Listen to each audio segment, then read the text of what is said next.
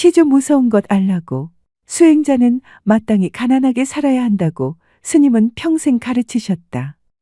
우물가에 밥알 하나만 흘려도 그 밥알을 집어서 드셨고 초심지가 닿아서 내려앉기 전에는 세초를 갈아 끼지 못하게 하였다. 구독과 좋아요 그리고 알람 설정 부탁드립니다. 재미있고도 좋은 글로 보답하겠습니다. 1937년 이후 10여 년간 효봉 스님은 송광사 삼일암에 머물며 후학들을 지도하기 시작했다. 왜 송광사였는가? 송광사는 한국 불교사에서 특별한 의미를 지닌 사찰이다. 고려시대의 큰 스승, 보조국사 진울 스님이 이곳에서 수행 공동체를 세우고 정해쌍수를 펼쳤던 도량이기 때문이다. 다시 말해 스님은 단순히 절에 머문 것이 아니라 보조의 옛 선풍을 다시 세우겠다. 는 원력을 품고 송광사에 들어갔다. 1938년 스님은 법명을 원명에서 학룰로, 법호를 운봉에서 효봉으로 바꾸었다. 학룰은 보조 진우를 배운다는 의미이고 효봉은 송광사 제16세 국사인 고봉화상을 잇는다는 의미이다. 송광사에서 약 10년 동안 스님은 수많은 수행자를 길러냈다. 그 무렵 일제치하의 한국 불교는 혼란하고 힘들었다. 하지만 송광사만큼은 뜨거운 수행의 불길이 살아있었다. 그리고 그 중심에는 스님이 있었다. 1945년 광복 이후 한국 사회는 새 질서를 세워야 하는 큰 변화를 맞는다. 불교계 역시 마찬가지였다. 일제치하에서 변질된 것이 너무도 많았기 때문이다. 특히 일본 불교처럼 한국 불교가 대처승화되고 세속화되어 있었다. 당시 불교 교단에서는 한국 불교의 유구한 전통을 되살리고 부처님 법에 맞게 수행 정진할 수 있는 도량을 가야산 해인사에 건립하기로 한다. 1946년 경남 가야산 해인사에 한국 불교사에서 매우 중요한 제도가 만들어진다. 바로 가야총림이다. 총림은 오늘날로 말하면 최고 수준의 승가 교육기관이었다. 이때 초대 방장으로 추대된 분이 효봉 스님이었다. 스님은 종단 정화와 도제 양성이라는 큰 꿈을 안고 10여 년 동안 머물렀던 조계산 송광사를 떠나 가야산 해인사로 가게 되었다. 해인사 가야총림에서 효봉 스님은 수많은 젊은 승려들을 제접했다. 엄격하게 수행을 지도했고 수행의 형식보다 본질을 보게 했으며 말보다 실천을 강조했다. 그러자 공부에 목마른 수행자들이 전국에서 엄청나게 몰려들었다. 하지만 억울하게도 공부의 시간은 길지 않았다. 1950년 한국전쟁이 시작되었기 때문이다. 마침 통영 용화산에 도소람이라는 암자가 비어 있었다. 효봉 스님이 제자들과 함께 도소람에 머물고 계실 때의 일이었다. 어느 제자가 스님께 다른 스님의 잘못을 고자질하고 있었다. 그러니까 그자는 술 마시지요. 담배 피우지요. 게다가 여세까지 하지요. 그러니 스님 그자에게 절대로 중요한 소임을 맡겨서는 아니 됩니다. 수행자가 술 마시면 안 된다는 말이지. 그렇습지요. 담배를 피워도 안 된다는 말이지. 그렇습지요. 여색을 가까이에서도 안 된다는 말이지. 그렇습지요. 그걸 잘 알고 있으면 예, 스님. 너나 잘해라. 이 녀석아. 효봉 스님이 버럭 소리를 지르셨다. 나쁜 짓인 줄 알고 있으면 너나 잘하면 될 것이지. 어쩌자고 수행자가 남의 허물만 고자질하느냐고 호통을 치는 것이었다.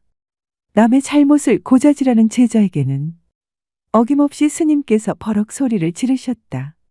너나 잘해라. 너나 잘해. 그래서 나중에 효봉 스님의 별명이 한 가지 더 늘었다. 너나 잘해라 스님.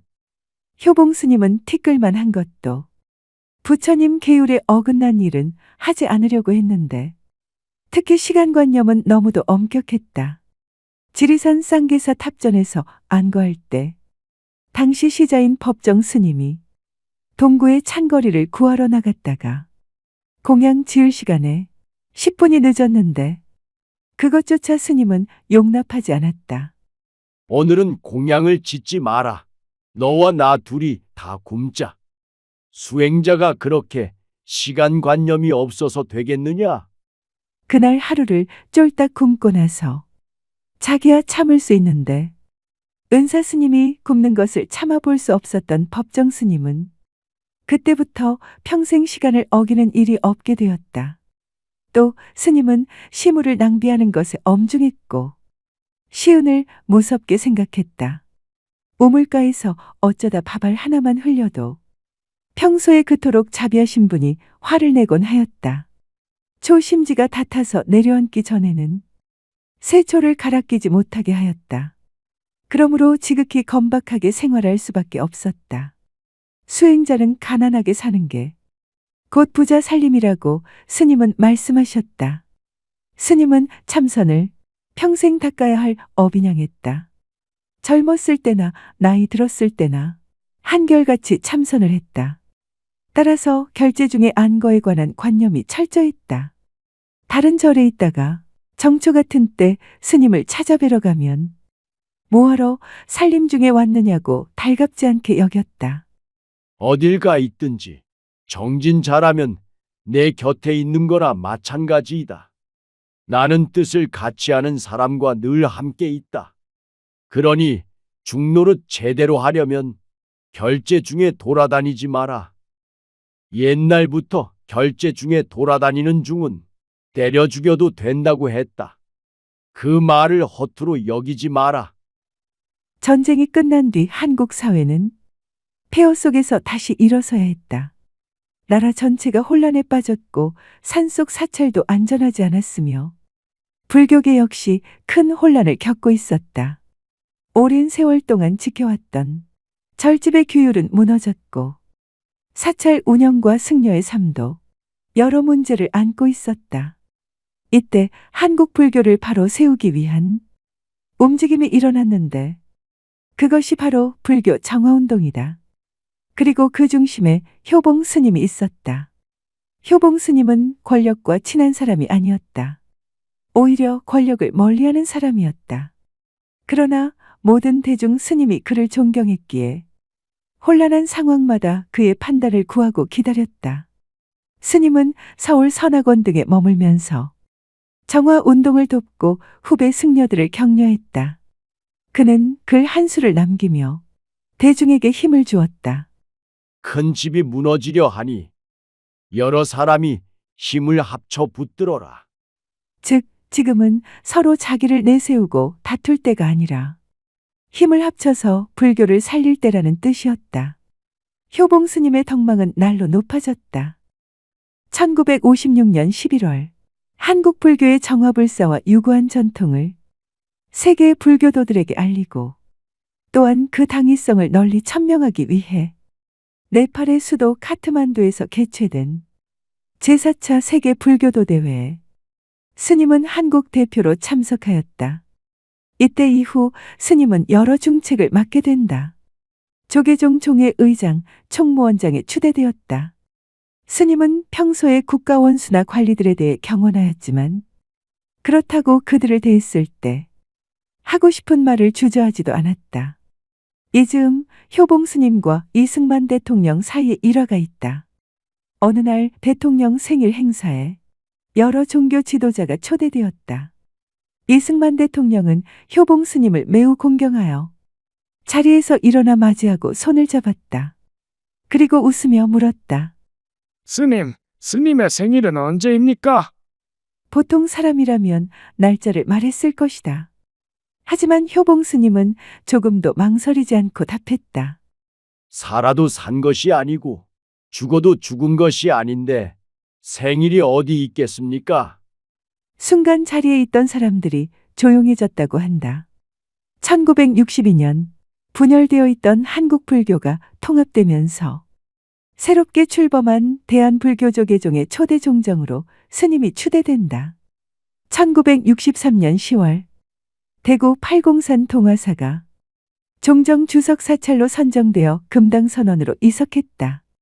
1964년부터 스님은 극도로 노쇠해졌다. 1966년 5월 14일 스님은 거처를 대구 동화사에서 밀양 표충사 설해각으로 옮겼다. 한동안 건강이 좋아졌다가는 다시 나빠지기 시작했고 제자들은 마음의 준비를 하기 시작했다. 입적하기 며칠 전 시봉들이 청을 드렸다. 스님, 마지막으로 한 말씀 안 하시렵니까? 나는 그런 군더더기 소리 안 하련다. 지금껏 한 말들도 다 그런 소린데. 어린애처럼 티 없이 웃고 나서는 그를 읊었다. 오설일체법, 내가 말한 모든 법, 도시조병무, 그거 다 군더더기. 양문금일사, 오늘 일을 묻는가? 월인 어천강, 달이 일천강에 비치니라. 이것이 효봉스님의 열반송이다. 1966년 10월 15일 새벽 3시 예불을 모실 시각에 스님은 말씀하셨다. 나 좀 일으켜다오. 부축해드리니 평소에 공부하던 자세로 앉았다. 그리고 다시 말씀하셨다. 나 오늘 갈란다. 언제쯤 가시렵니까? 오전에 가지. 이 말을 마치자 눈을 감고 오른손으로 호두알을 굴렸다. 무라. 스님은 가끔 이런 소리를 하셨다. 이렇게 잠잠히 앉아 있는 것을 지켜보고 제자가 물었다. 스님, 화두는 들립니까? 지금도 성성하십니까? 응. 고개를 살며시 끄덕였다. 10월 15일 오전 10시 정각. 맑게 갠 가을날. 굴리던 호두알이 문득 멈추었다. 표정이 굳어졌다. 조용히 입적하셨다. 108번 열반 종소리가 표충사 도량에 울려 퍼졌다. 세수는 79세요. 법납은 42년이었다. 안녕하세요. 소우쿨 극장입니다. 오늘 이야기는 판사에서 엿장수로 그리고 절구통 수자에서 현대 한국 불교를 일으킨 효봉스님 이야기입니다. 오늘은 전편에 이어 후편입니다. 고맙습니다. 다음에 만날 때까지 건강하시기를 기원합니다.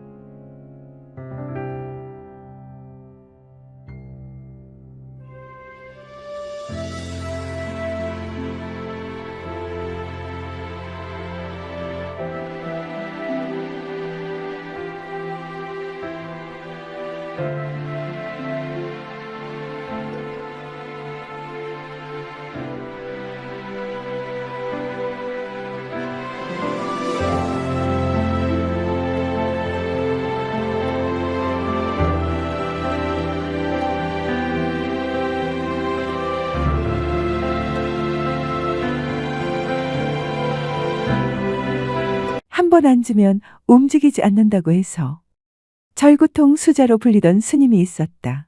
어느 날 그 스님이 갑자기 돌아앉았다. 장남이 금강산으로 신혼여행을 왔다가 절집을 구경하느라고 이리저리 다니는 모습을 보고는 돌아앉은 것이다. 스님이 혈육의 모습을 본 것은 이때가 마지막이었다. 구독과 좋아요 그리고 알람 설정 부탁드립니다. 재미있고도 좋은 글로 보답하겠습니다. 효봉 스님은 한국 현대불교를 대표하는 큰 스님 가운데 한 분이다. 그는 단순히 수행만 한 승려가 아니라 한국 불교의 흐름을 다시 세운 인물로 평가받는다. 스님의 일생은 매우 굴곡이 많았다. 젊은 시절 그는 승려가 아니라 판사였기 때문이다. 스님의 속명은 이찬형이며 1888년 평안남도 양덕에서 태어났다.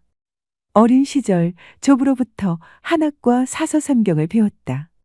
평양 고등보통학교를 졸업하고 난 후 일본 관선 유학 시험에 합격했고 일본의 와세다 대학교 법학부를 졸업하였다. 귀국 후 한국인 최초로 판사가 되었고 일제 치하에서 10여 년 동안 판사 생활을 했다. 어느 날 법정에서 피고인에게 사형 판결을 내려야 하는 사건이 있었는데 그는 깊은 충격에 빠졌고 밥을 먹을 수도 잠을 잘 수도 없었다. 그의 마음속에는 이런 근원적인 질문이 떠올랐다. 사람이 사람의 목숨을 판단할 수 있는가? 내가 어찌 다른 사람을 죽음으로 보낼 수 있단 말인가? 번뇌 끝에 그는 판사직을 내려놓았다. 그러고는 집안 식구들이 고이 잠든 사이 집을 나와 평양역에서 밤열차를 타고 무작정 서울로 향했다. 서울 남대문 시장에 들러서 입고 있던 양복을 팔아 여판 하나와 한복 한 벌을 구했다. 그러고는 엿장수가 되어 3년 동안 전국을 떠돌았다. 참회와 구도의 시간이었을 것이다. 발길이 금강산 유점사에 이르게 되었을 때 어떤 스님이 엿장수가 이 깊은 산중에 무엇하러 왔느냐고 물었다. 엿장수는 금강산에 도인 스님이 있다고 하여 찾아왔노라 대답하고는 이 절에 도인 스님이 계시느냐고 물었다. 그러자 금강산 도인이라면 신계사 보호남에 석두 선사가 계신다고 그 스님이 일러주었다. 엿장수는 그 길로 외금강 신계사를 찾아갔다. 유점사에서 신계사까지는 80여리가 좁게 되었다. 신계사에 도착하자 날이 저물어 다음 날 일찍 보호남을 찾아갔다. 보호남 큰 방에는 노장 스님 세 분이 차를 마시며 담소하고 있었다. 엿장수가 산사에 찾아온 것이 하도 신기했던지 한노 스님이 물었다. 이 깊은 산골에 무엇하러 왔는가? 석두 스님을 뵈러 왔습니다. 어디서 왔는가? 유점사에서 왔습니다. 대답이 떨어지기가 무섭게 다른 스님이 물었다. 유점사에서 여기까지 몇 걸음에 왔는가? 엿장수는 옆판을 짊어진 채 벌떡 일어나 방 한 바퀴를 빙 돌고 앉으면서 이렇게 왔습니다. 라고 대답하였다. 질문하던 스님은 고개를 끄덕거렸고 같이 있던 스님들이 한바탕 웃었다. 10년 공부한 수자보다 낫네. 고개를 끄덕거린 스님이 바로 석두 스님이었다. 이리하여 스승과 제자는 서로 만났다. 스승을 찾아 헤매던 엿장수의 간절함과 올곧은 제자를 기다리던 스승의 기원이 마침내 하나가 된 것이다. 석두 스님은 이날 엿장수의 머리를 깎았다. 엿장수 이찬형의 3년이란 긴 방랑 생활이 이로써 멈추게 되었고 그는 금강산 신계사 보문함에서 새롭게 거듭났다. 이어서 계를 받으니 1925년 음력 7월 초여들이었고 나이 38이었다. 그 뒤 스님은 이날만 되면 옷을 갈아입었다. 주위에서 그 까닭을 물으면 오늘이 내 생일이야. 라고 하였다. 그날 스님은 새로 탄생한 것이다. 이때 은사 스님이 준 불명은 원명이고 법호는 운봉이었다. 훗날 조계산 송광사에 주석할 때 스님은 불명을 학놀, 법호를 효봉이라 계명하였다. 엿장수 중으로 늦게 출가했기 때문에 스님에게는 늦깎이 중이라는 별명이 생겼고 대중들은 뒤늦게 출가한 그를 대수롭지 않게 여겼다. 1927년 여름 신계사 미르감에서 안거에 들어갈 때 스님은 미리 대중에게 알렸다.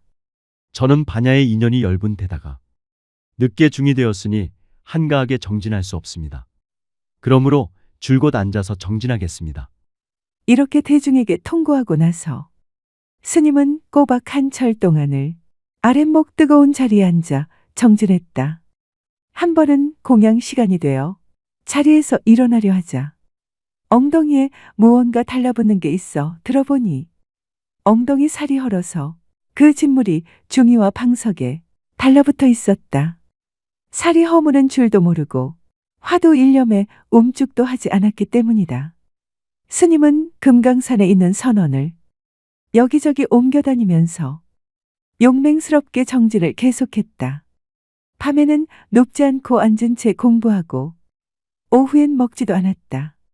한 번 앉으면 절구통처럼 움직이지 않는다고 해서 이때부터 절구통 수자라는 별명이 생겼다. 출가한 지 어느덧 5해가 되었지만 아직도 깨달음을 얻지 못한 스님은 초조했다. 그 스님이 1929년 금강산 여효원에 있을 때 희한한 일이 일어났다. 선방에서 정진하던 스님이 갑자기 돌아앉은 것이다.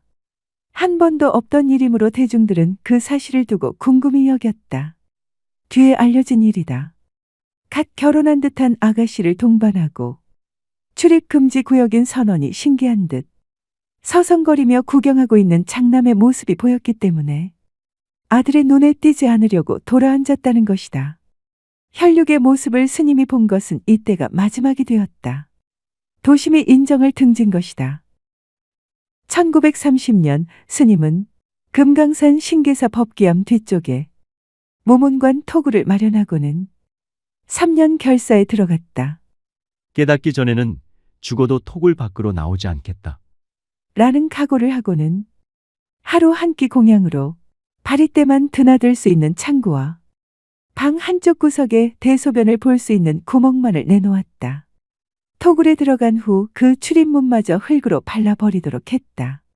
그야말로 사방이 꼭 막힌 무문관 토굴이었다. 입은 옷에 자구 3개뿐 가지고 들어간 살림살이라곤 아무것도 없었다. 은사이신 석도 스님께서는 법기암에 전답 30두락을 사들여 놓고 그 당시 법기암 암주였던 임대원 비구니에게 부탁하여 3년 결사 기간 스님의 하루 한 끼 공양을 시봉하도록 주선하였다. 암자와 토굴과의 거래는 하루 한 끼씩 공양을 토굴 안으로 들여주는 일, 내놓은 빈 그릇을 챙기고 아궁이에 불을 지펴주는 일뿐이었다. 인기척 없는 토굴 안, 전날의 밥그릇이 비어있는 것을 보고 살아있다는 것을 짐작할 따름 밖에서는 토굴 안의 동정을 전혀 알 길이 없었다. 이렇게 여름이 가고 가을이 지나고 겨울이 지나갔다. 그리고 새봄이 왔다. 하루는 임대원 비구니가 공양을 가지고 갔다가 그 전날 놓아둔 공양이 그대로 있는 것을 보고 깜짝 놀랐다. 스님, 왜 공양을 안 드셨습니까? 이 소리에 스님은 비로소 어제의 공양이 창고에 그대로 있는 것을 의식했다. 그 전날부터 공양이 온 줄도 모르고 선정산매에 들어있었기 때문이다. 1931년 여름, 비가 갠 어느 날 아침, 마침내 토굴 벽이 무너졌다. 이젠 그만 나가도 되겠다는 확신으로 1년 6개월 만에 토굴 벽을 스스로 무너뜨린 것이다. 밖으로 나온 스님은 발을 제대로 떼놓지 못했다. 오랜만에 걷는 걸음걸이라 어린애처럼 비틀거렸다. 1년 반 동안 자란 텁스룩한 머리와 바싹 여인 몸은 무어라 형용할 수 없었다. 그러나 그동안 세수 한 번 하지 않았는데도 얼굴만은 환하게 빛나고 있었다. 스님이 오도송을 읊었다. 해저연소 녹포난 바다 밑 제비집에 사슴이 알을 품고 화중주실 어전다. 불속 거미집에서는 물고기가 차를 다리네. 차가 소식 순웅식. 이 소식을 누가 알겠는가? 백운섭이 월동주. 흰 구름은 서쪽으로 가고 달은 동쪽으로 달린다. 위의 개송은 상식으로는 이해되지 않는다. 그러나 깨달음의 세계는 옳고 그름, 가능과 불가능, 너와 나를 뛰어넘는 자유로운 자리이고 서로 경지가 다르고 차원이 다르니 우리가 이해하지 못하는 것은 당연하다. 스님은 45살 무렵 마침내 오랜 의심과 번뇌가 무너지는 체험을 한다. 이때 세상과 나를 가르던 벽이 허물어지고 삶과 죽음조차 둘이 아니라는 깊은 통찰을 얻었다고 전해진다. 늦게 출가했지만 누구보다 절실했기에 누구보다 빠르게 도달한 셈이었다. 스님은 출가한 뒤 자신의 과거를 조금도 내비치지 않았다. 조실부모하고 의지할 데 없어 엿장수로 떠돌다가 입산한 엿장수 중이라고 자처했다. 집을 나온 지 7년째 되던 해. 유 점사에 있던 시절. 점심 공양을 마치고 뜰을 거닐고 있을 때 뜻밖의 평양 법원에서 함께 지내던 일본인 판사를 만나게 되었다. 그는 깜짝 놀라 이게 어찌된 일이냐고 붙들고 늘어졌다. 스님은 옛날에 그 동료에게 자기 일을 절대로 입 밖에 내지 말아 달라고 신신당부했다. 그렇게 하겠다고 다짐한 판사는 스님이 조실부모한 엿장수가 아니라 조선인 최초의 판사인 아묵의 판사였다는 사실을 유점사 주지에게 발설하고 말았다. 그 후 스님에겐 판사중이라는 별명이 생기게 되었고 그만 스님의 과거 전력이 드러나고 말았다. 1934년 스님은 이젠 금강산을 떠날 인연이 다 되었나 싶었다.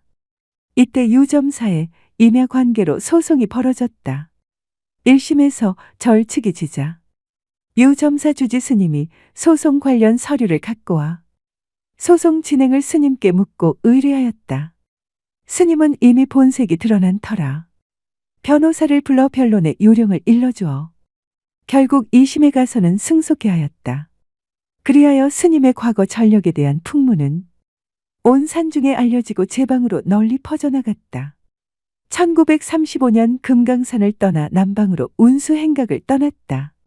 하안거에는 설악산 봉정암에서 동산 스님, 청담 스님과 함께 지내고 동안거에는 오대산 상원사 청량선원에서 하남조실 스님을 모시고 지냈다. 1937년 스님은 불일 보조국사의 근본 도량인 승보종찰 조계산 송광사에 이르렀다. 송광사는 처음 온 곳인데도 모든 것이 낯설지가 않았다. 전생에 많이 살던 도량인양 풀 한 포기, 나무 한 그루까지 스님을 반기는 것만 같았다. 마치 옛 고향에 찾아온 것처럼 신심이 무척 안온했다. 마침내 스님은 운수행각의 발길을 멈추었다. 이로부터 10여 년간 스님은 송광사 삼일암 선원에 주석하면서 운수납자들을 제접하기 시작하였다. 그리고 보조국사의 모구가풍과 정해쌍수, 조계선풍을 오늘날에 계승하고 재현하려는 원력을 세웠다. 이는 정예결사운동을 새롭게 전개하여 침체한 한국 불교의 중흥과 선풍 진작을 위한 원력이었다. 조계산 송광사를 예전의 해동 제1도량답게 16국사를 배출한 승보 도량답게 중흥하기 위한 염원으로 운수행각의 길을 멈추고 송광사에 주석하였다. 안녕하세요. 소우쿨 극장입니다. 오늘 이야기는 판사에서 엿장수로 그리고 절구통 수자에서 현대 한국 불교의 고승이 된 효봉스님 이야기입니다. 오늘은 전편입니다. 다음 편을 기대해 주십시오. 고맙습니다. 다음에 만날 때까지 건강하시기를 기원합니다.